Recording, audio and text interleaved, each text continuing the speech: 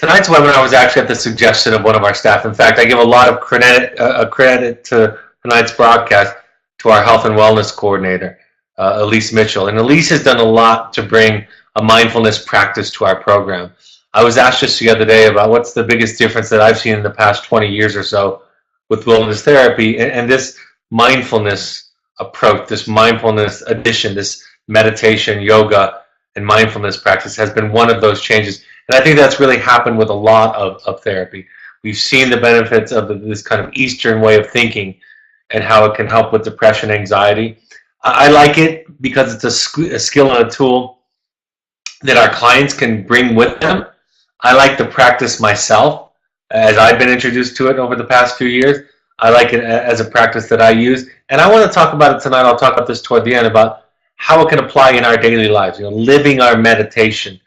It's something that, of course, we can do to ground ourselves, to calm ourselves in moments of anxiety. But does it translate over to the everyday, to the here and now, when you're sitting on the subway, when you're driving in traffic? What application can it have there? So with that, let me get right into this particular one.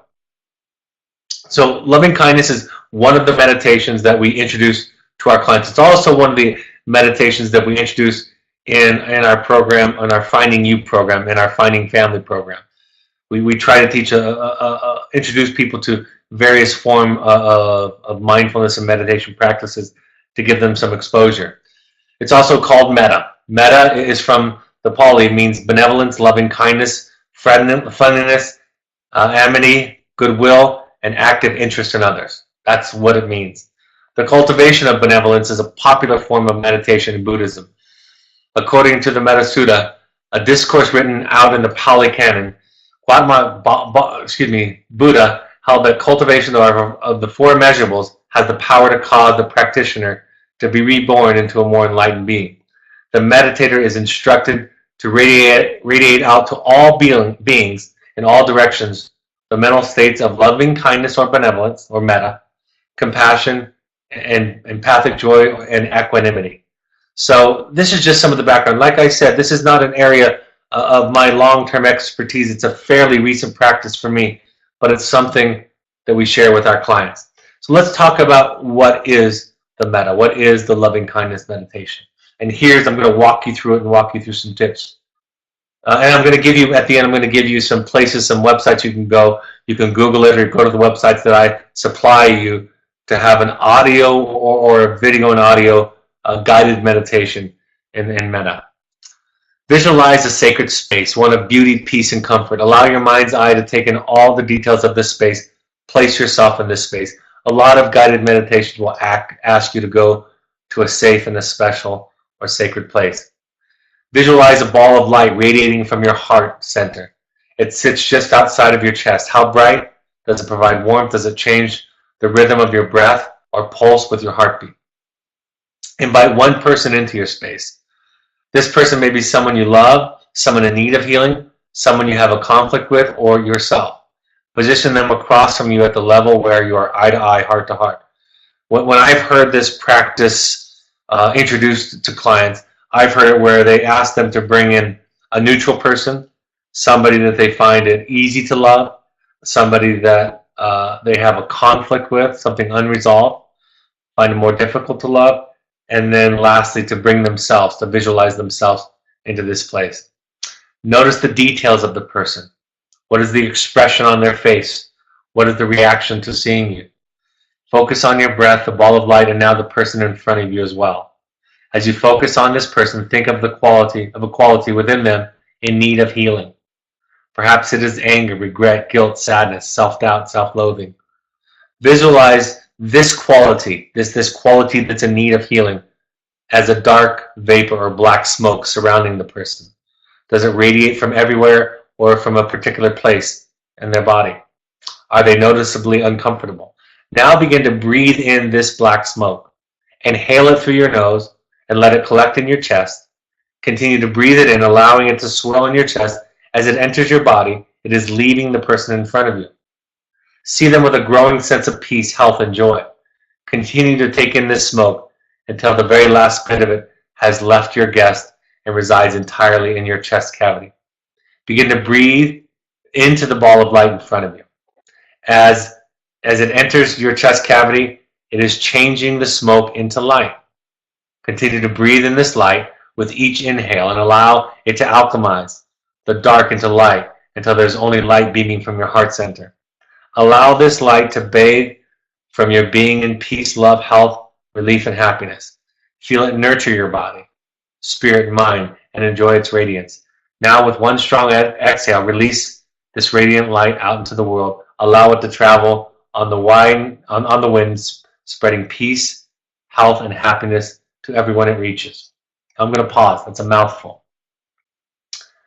I think I'll start with this idea. In essence, when I think about the LKM, the metta, the loving kindness, I think about it a lot in the same way that I think about therapy, that I think about parenting when I talk about containing. In a lot of ways, you're kind of absorbing the pain, the woundedness, the anger, whatever is the thing that is troubling the person.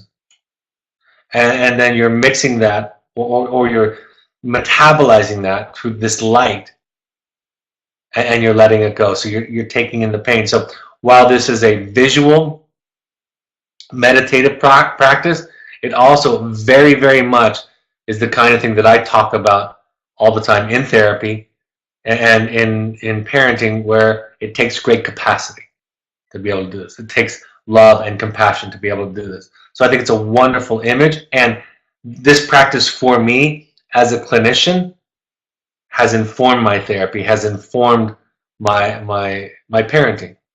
And I think about it when I hear somebody expressing anger, even if it's toward me, or any kind of pain in their life toward me. I think about, and I lightly meditate on this meditation while I'm listening to them.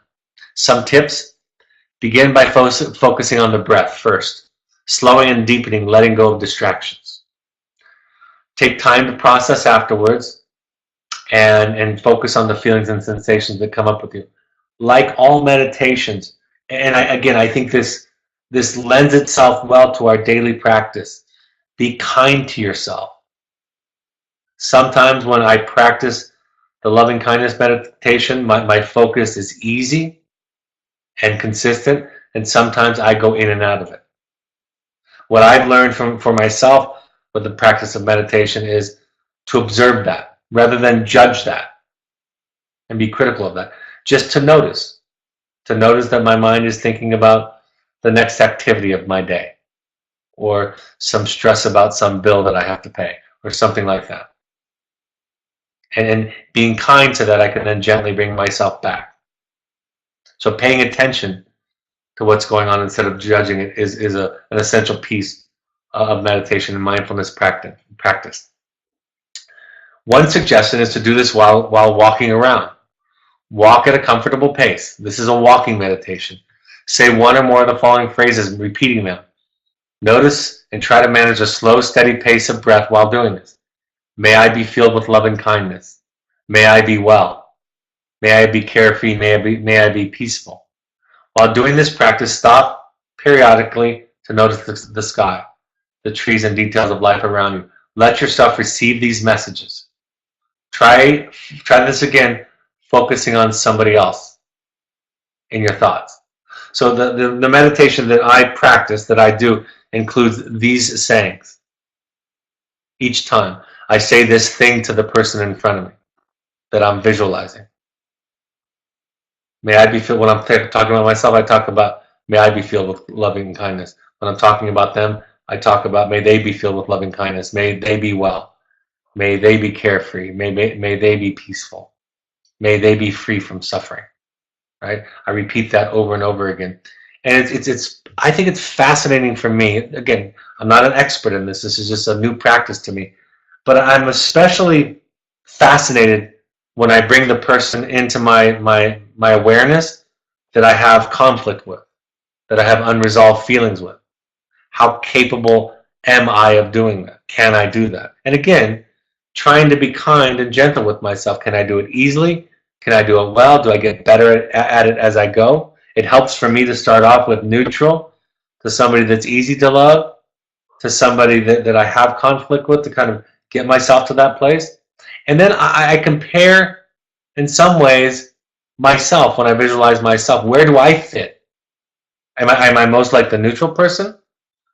When I visualize myself, do I have that same similar feelings that I have toward the neutral person? Do I have similar feelings toward the person that's easy to love, or the person that I have conflict with or unresolved issues with?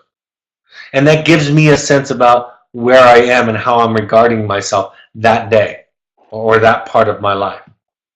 So again, all of it's about paying attention to what you feel and noticing it. And there's kind of a mantra quality to this version of it, where you're uttering these phrases over and over again toward yourself or toward somebody else. What I love about meditation, there's lots of books out about meditation and the physiological and psychological positive impacts that the research shows, is that our science is catching up with something that is centuries old. Right? Our science is beginning to recognize something that intuitively humankind has known for a long time. So some of the benefits are included on this list. It decreases chronic pain. It can help people deal with chronic pain. It decreases PTSD, post-traumatic stress disorder, and the symptoms associated with it. It decreases schizophrenia spectrum disorders, which is fascinating. It's effective even in small doses. I think that's an important point. Because again, like with any meditation, one of the barriers to the practice is that you've got to be good at it right away and do it a lot. Versus any of this. I remember the first time that I was introduced to this in our program a few years ago. And I remember that first day that it made a difference for me. And it kind of cemented itself to my consciousness of a way of thinking about people and in various aspects of my life. And then it has long-term impact, right? It can change brain functioning, brain chemistry, brain structure, right? I think that's a fascinating, important, and compelling aspect of it. Most simply put, it increases positive emotions and decreases negative emotions. It's practical and it can blend into the practice of your daily life like I've been talking about. I encourage all of you. Some of you might be more experienced than me, be very experienced. I'm very moderately, very beginner in this practice. I encourage all of you, when I show the links a little bit later, or find your own, you can find it on an app on your phone, is practice this. Led by one of the guides, one of the audio versions of this. And share with us in an upcoming webinar or an email what kind of difference it made or how it was for you, or it's something that you start to fall in love with. If there's anybody on here who's already done it, I'm happy to read quotes, glad to read quotes about your successes or struggle with this practice if you've ever tried this. It changes you, and that change impacts the way you are in the world and how you relate to other people in the world. Barbara Fredrickson and her colleagues found that practicing 7 weeks of loving kindness meditation increased love, joy, contentment, gratitude, pride, hope, interest, amusement, and awe. These positive emotions then produce increases in a wide range of personal resources. For example, increased mindfulness, purpose in life, social support, decreased illness and symptoms, which in turn predicted increased life satisfaction and reduced depressive symptoms. That's a pretty compelling paragraph in terms of what their research has found. Positive emotions broaden thought action repertoires. And I've talked about thought action repertoires in terms of response flexibility, right? The ability to take a moment of stress or discomfort or something that triggers you, and to be able to respond to it calmly, curiously, patiently, deliberately, thoughtfully, right? That's what they're talking about, right? And that makes sense that meditation practice, and specifically this one, would do that, because you're really reversing trauma responses, right? You're not allowing for, or you're interrupting the amygdala hijack that comes from a trauma response, right? When that lower part of the brain that senses fight, that senses threat and goes into fight or flight mode, right? So you're calming things down. Positive emotions undo lingering negative emotions, of course. Positive emotions fuel psychological resiliency. Positive emotions build personal resources, positive emotions fuel psychological and physical well-being. I'm sorry, that's a slide from another webinar. There's another example of something, another practice, another template for it, specifically as it regards to forgiving yourself. That's something I want to emphasize tonight. Take a comfortable position and close your eyes. Relax and deepen your breath. Remember a situation where you have not been able to forgive yourself. With the kindness of a best friend, repeat this phrase: for any hurt I caused myself or others, knowingly or unknowingly, I offer myself forgiveness. Repeat as many times as you like. When you feel a wave of kindness wash over you, just be with that feeling for a moment. If feelings of unworthiness surface, breathe deeply, accept the feeling, and remember the goodness in your wish and forgive yourself. When you are ready to end, wiggle fingers and toes, release any guilt you are holding, exhale it out the body, and open your eyes. And then give yourself credit for doing something difficult. There's a saying in Buddhism that says, if your compassion does not include yourself, it is incomplete. What I love about this particular version, this practice of the metta, is this idea of how forgiving ourselves is going to lead to a sense of kindness toward other people. I think it's scary for a lot of us because I think a lot of us have been raised to believe, have grown up to believe that the way that you stay on track, the way that you do the right thing or good things in life, is you have this kind of rigid, angry schoolmaster inside of your head that punishes you when you do poorly. So the idea of repeating the phrase, for any hurt I've caused myself or others, knowingly or unknowingly, I offer forgiveness, might be frightening or uncomfortable. Because if this schoolmaster is not in charge anymore, what are the rules and what good will I do, or will I be completely hedonistic? My experience as a clinician, it's been part of my evolution as a human being over the last 20 years. My experience tells me that this kind of, I'll call it grace, forgiveness, when extended to somebody, or when one is able to, again, metabolize it, take it in themselves, that the result is a desire to do kindness and love and give away one's gifts to other people. So this is the difference between a more behavioral, shame-based kind of approach, when I think about this, to a much more compassionate approach. One of our therapists just released a blog today. We just recently released a blog, I should say, of one of our therapists, Lauren Roberts, where she talks about meeting resistance with compassion. That's the same kind of idea where I talk about honoring or understanding the defenses. I was talking to a therapist this week that I do some supervision with about this idea that I've talked about this before with you all, that it's not too hard a lot of times, or one can get into the practice of knowing what is the quote-unquote right thing to do, the ideal thing to do, right? Some things are actually very simple. We know what would be the best thing for us and for the situation to do, but we don't always want to do it. So there's a couple of ways we can respond to that. We can use shame and guilt, intimidation, punishment. We can do all that to ourselves or to the other person. Or we can do the therapeutic thing. And this is my thinking about therapy. Therapy is to work on that energy inside of us that leads us to not do what we know would be the best thing for us, right? That's what therapy is. It's to work on that stuff. In my mind, therapy isn't coming up with the right thing to do, coming up with the ideal thing to do. That's a tiny fraction of it. But it's understanding that energy that pulls us to not speak our truth, to not set a boundary, to not leave a situation when we know it's best for us, on and on and on, in examples, right? And that, if we can be gentle with that, if we can love that part of ourselves, if we can understand that it comes out of a wound, right?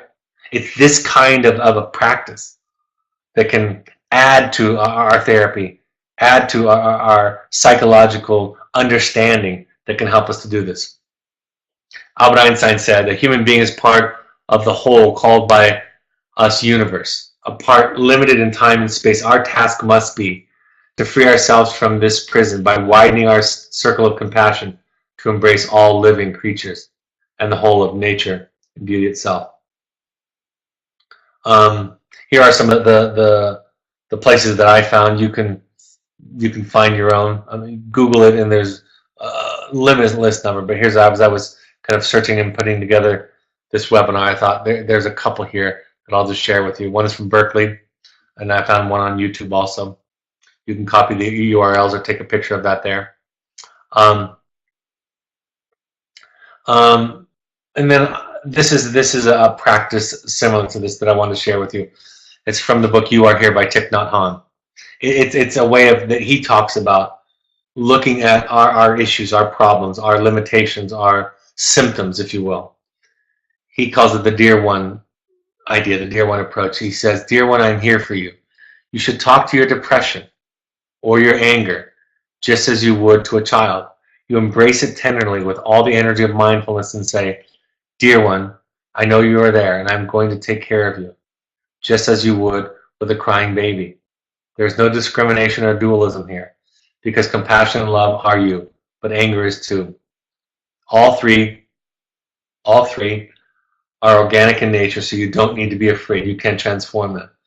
So again, it's this idea that I think is the core of therapy, that I think is what is above and beyond the techniques and the theories. I think those are valuable tools, but if they're not nested in this compassionate approach, my experience is it's hard to have universal and long-term healing. And the more we practice this in our lives, with ourselves and with our family, with our children, the more that we can extend this process, not just in the therapeutic program or in the therapist's office, but in our homes and throughout our entire experience.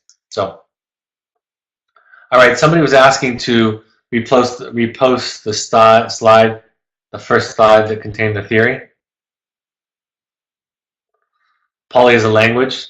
Metta is in the Pali language. It's in Sanskrit. It's written some of the way. It means those things: benevolence, loving kindness. Next slide. Oh, this one. Yeah, this is a version of it, a very, very common version of it. So you're welcome to take a picture of it. You can also get these. You can also always ask for the slides if you still are logged onto the parent portal. And everybody has a lifetime membership to the parent portal, to a limited part of the parent portal. You can't see the current group pictures and group journal, but you can get the slides there too. You can download the slides from the website. So there's that. All right, I'll leave that up while I'll take any other questions. Are there any questions or any other comments that anybody who's practiced this or had some experience or exposure to it, or that they've heard from their child? Some children just catch fire with this stuff out there and talk about it, how it's affecting their anxiety, their mood, their stress, and really take it home with them. I have a comment from a parent here that says, my meditation practice is very basic and at times sporadic. When it is sporadic and I go back to it, I wonder why I let it go. I look forward to trying this particular practice. This is so helpful. Please, like I said, it's an invitation for all of you. It would be nice for you even to share with your child that you tried something unusual or uncomfortable outside of your normal practice for them, and tell them if it worked. And the upside is it takes the ones that I looked at today were anywhere between 10 and 15 minutes. So that's all it takes. And again, if you don't find yourself in full enlightenment and full focus the entire time, just pay attention to what you're thinking. Just observe it, non-judgmentally, and then gently bring yourself back to the focus and to the led meditation. Another comment from a parent that says, I've been practicing loving kindness meditation for 2 years. It's difficult to convert into everyday life, but I keep trying. It will yield results. I love that comment. It's almost true about everything that I think of in terms of my own therapeutic and mindfulness practice. It's difficult to put into practice, but I keep trying and it yields results. Absolutely. Thank you. Any other comments while I go to the last bit of the slides? I'll go over some announcements, and then we'll get to any other last questions that have come in. We ask every parent to go to 6 12-step support groups while their child is with us. So if you haven't done it yet, please start. Go to either any combination of Al-Anon, CODA, Families Anonymous. You can also go to NAMI.org to find free classes and resources. You can listen to all of these webinars on podcasts. You can listen to them. I usually put them in the library the day after, within 24 hours. So they're available to listen to. You can download them. You can listen to them while you're in the car, while you're on the subway, on the train, whatever. On the iPhone, you go to the podcast app and you search Evoke Therapy programs.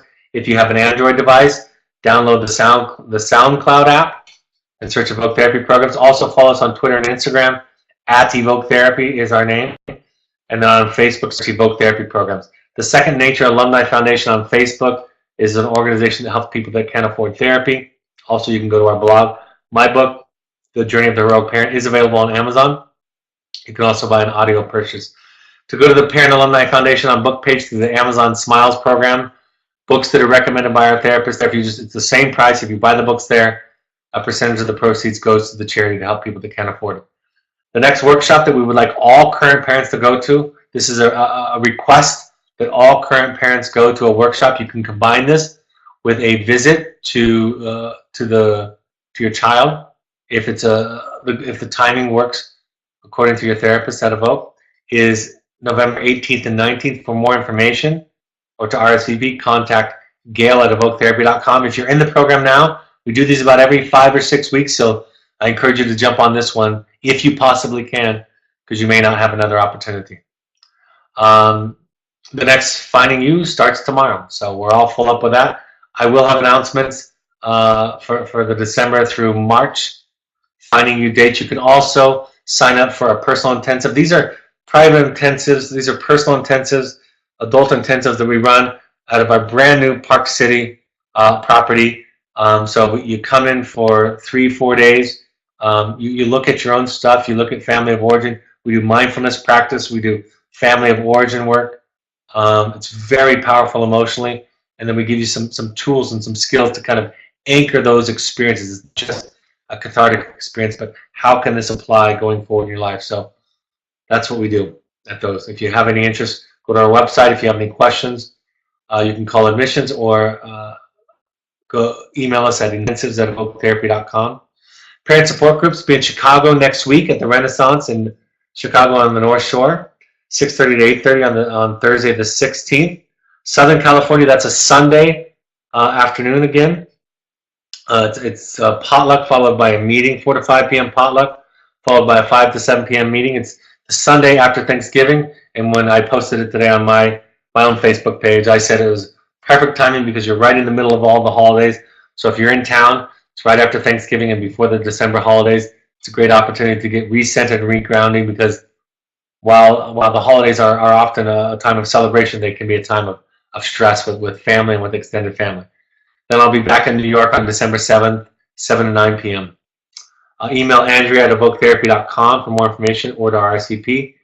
Pursuits are our adventure trips for families or for young adults, all international trips, or anywhere where there is adventure. You can design and create your own trip. All right. Any last questions? It looks like there's a couple. Just this past week, a parent says, just this past week, my therapist started using an inner child meditation as a grounding tool, still having issues with the early negative messages. We will be starting all of our sessions with this meditation in the future. I personally, one of my favorites are inner child meditations. You can also bring your inner child into the metta meditation, right? You can visualize them. One of my early experiences with my own inner child is when I saw my own inner child, when I visualized them during meditation. I didn't have warm, nurturing feelings for the inner child, and that has progressed over the years. So I love it. I love it your therapist is doing that, and I think it's again, it's not airy-fairy stuff. This stuff is evidence-based. This kind of work makes a difference in the way that we think and feel and how we process information. So I'm really happy for you that they're doing that kind of work. Thanks for sharing that. Thanks for this webinar, Parent says. It was nice to have some help items that are different than focusing on the caretaker-child relationship. Absolutely. I'm glad it's helpful. And again, I say this apologetically. It's not my area. I'm not an expert on this. I'm a novice practicer of these kinds of meditations. But in my early phases of practice, they have made a big difference for me, and I've seen them make a big difference. Like it says on that one research slide I had, even in small doses, even early on, it can make a big difference. And some of our students claim that right away. I've been practicing meditation for several years, another parent says, and have found it transformational. How do you get your clients invested in practicing meditation? I have a 15-year-old and think he would really benefit. You know, the nice piece is wilderness therapy kind of lends itself to that really easily and well. When you take away all the noise and stimulation and the electronics, right? They're much more likely to try this without a lot of pushing, and we don't push it for sure. In fact, sometimes they'll opt out of it, and we just go ahead and do it with the rest of the group, but they'll eventually give it a try, especially when they hear the testimonies of the other clients. So for us, it's a process of attraction rather than too much promotion. It's an invitation, and we have an advantage of doing it in the wilderness. Also, when we do it at our retreats, when we do it at our therapeutic intensives, where people come, they're coming willingly, of course, but I've done it with families, with the children in families, in those situations too. And people are usually willing to give it a try. Also, there's another thing. We can get your children to do things a lot easier than you can, right? I was just talking to a client recently where they were saying, I got the same advice from my parents for years that I got from my therapist, and I took my therapist's advice immediately, even though I know it was something my parents. So there's an advantage there. And so sometimes having somebody else do some of the heavy lifting can be helpful. And, for example, I have families, I have a couple of private family intensives I'll be doing the next month or so where they're bringing their children, right? They're going to expose them to that also. And they're going to be outside of their comfort zone.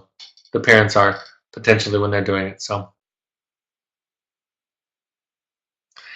can siblings come to the parent support group in California? He's almost 14 years old. Where's the meeting? If you click on it, if you go to our social media, if you did not get the invite today, please email Melanie@evoketherapy.com. If you did not get the email for the Southern California Parent Support Group today, and you live in Southern California, email Melanie@evoketherapy.com and let her know that so that she'll add you to the list. It's in Monrovia this time. We usually do it in Studio City, but we're mixing it around for a certain reason. And I wouldn't kick him out, but it's probably not appropriate for a 14-year-old. It's for parents and for parent support. So I've had children come to them before.